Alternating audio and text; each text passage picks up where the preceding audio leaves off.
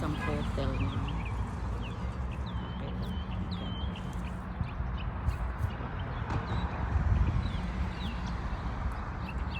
Isang pumpong niya. May ano nito eh.